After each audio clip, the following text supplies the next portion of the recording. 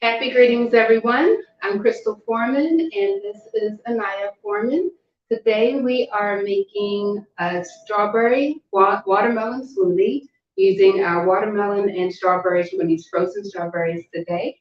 So actually, Aniyah is going to do most of the actual steps, and I'll talk about some of the history of why we use strawberries and watermelon and other red ingredients during Juneteenth. So and I just going to get started with 4 cups of chopped watermelon. Just going to put it in the blender. So watermelon is, of course, very hydrating. It's very high in water. It's used in a lot of dishes throughout the summer, but for Juneteenth, it represents blood. So when we talk about like red fruits and veggies and drinks for Juneteenth, it usually represents the blood spilled by our ancestors and the strength that they had to endure and to survive. It also represents a lot of the red, like cultural foods from West Africa. So watermelon, hibiscus, a lot of that was used. Yep, tap right on this one as well. So like things like hibiscus, which we've done a recipe for hibiscus tea, all of that was used and came from West Africa and was used a lot for the cultural things. So we're going to pop it here. We're going to press the button.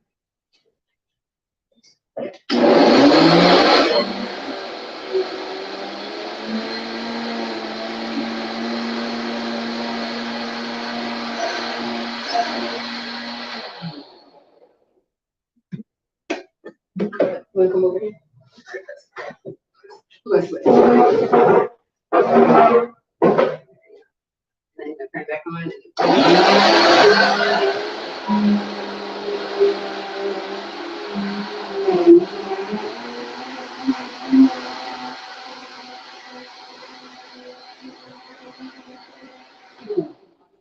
So we want to blend the watermelon first. It actually helps to compress what's in there and makes it more liquid. So when we add our frozen strawberries, it's actually easier to blend. You can put it all in at the same time, but this just makes it a little faster and easier. So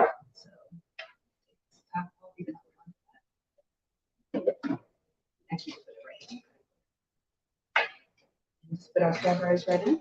So we have 2 cups of strawberries, frozen strawberries. If you have fresh, you can use that as well. And then just add some frozen, or just add some ice to it. You can also use frozen watermelon if you take the time to actually freeze it first. It's really good that way. So we put our top back on. Press it down.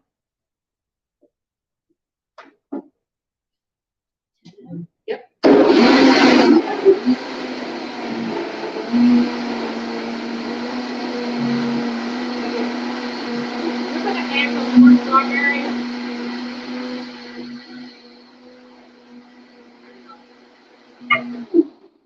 Sometimes add some more strawberries to make it a little thicker there.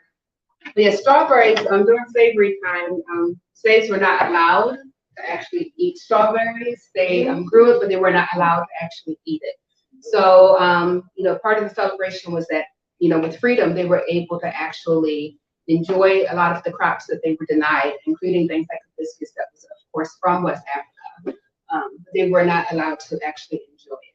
So that's part of the celebration as well, is that we can actually enjoy the things that were denied our ancestors. I'll pop back on, and you're gonna put this on. This on high. So just added about another 1.5 cups of frozen strawberries to this.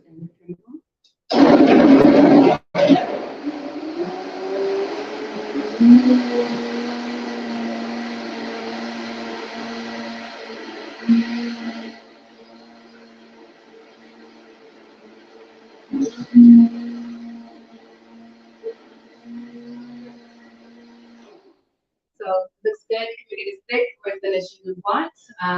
And we're going to pour this into our mason jars to have our nice refreshing beverage. If you want to, you can also add some lime juice or lemon juice to this, about 1/4 cup would be great in here. You can also add some fresh mint. So I'm just going to pour this into our jars here.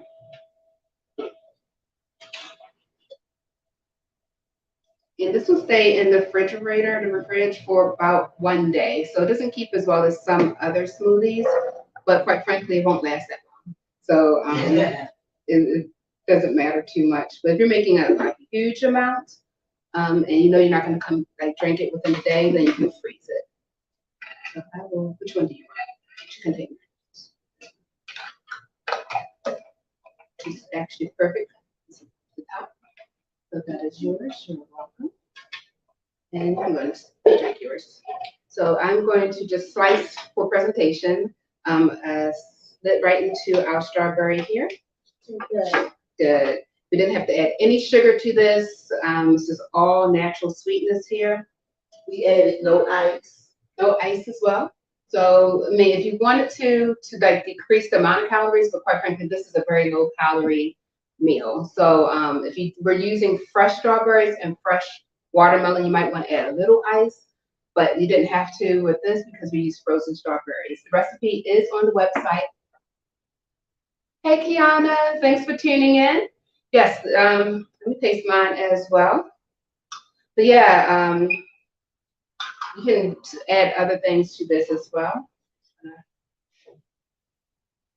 Very good, very refreshing as well.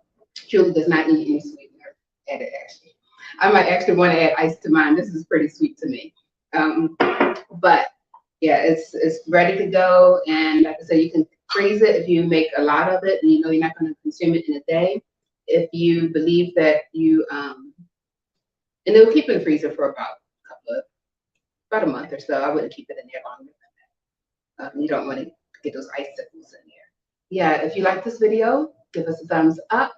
Thank you so much to our special guest chef, Aniyah.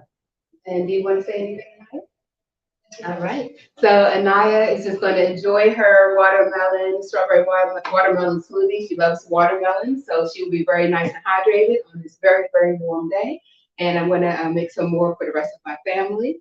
Thank you all so much for tuning in. And I see, save me a glass, please. Yes. Please tell them it was a special request from you. Yes, it was a special request from my niece, so I actually I had no idea what it was coming from y'all. Kids will enjoy it. So kids will definitely enjoy it. I was happy that she reached out and told me that she was here and wanted to make a strawberry watermelon smoothie. And I was like, well, this is perfect because of the time of year we're in. So it all worked out beautifully. Of course, you can enjoy this all summer. I encourage you to do so. And you could also, there's other thing to do with kids or young people. You can, or older people too, make popsicles with this. You can actually pour this into some molds, put it in the freezer for a few hours, take it out, and you have a nice, refreshing popsicles for, just the holidays, for the weekends, for picnics and campouts, barbecues, all of that. So that's fun to do too. Just freeze it, and you have a nice, sugar-free, delicious treat. You can freeze it in the ice tray too? You can freeze it in ice trays. You could put like a stick in that as well if you wanted to, or just freeze it in your ice tray and then put it in your drinks for later and let it just like melt in your drinks. Whether you specialize those drinks or not is up to you. But yes, but yeah, definitely put those cubes in. Yeah, that's great. So we might do that with some of these as well because we have the whole weekend to enjoy. So I will be at the Filbert Fest tomorrow at 12 o'clock. It's actually from 11 till I believe 1 p.m. at Filbert Street Farm, and I will be doing a cooking demo using a lot of produce from the farm as well as Juneteenth theme.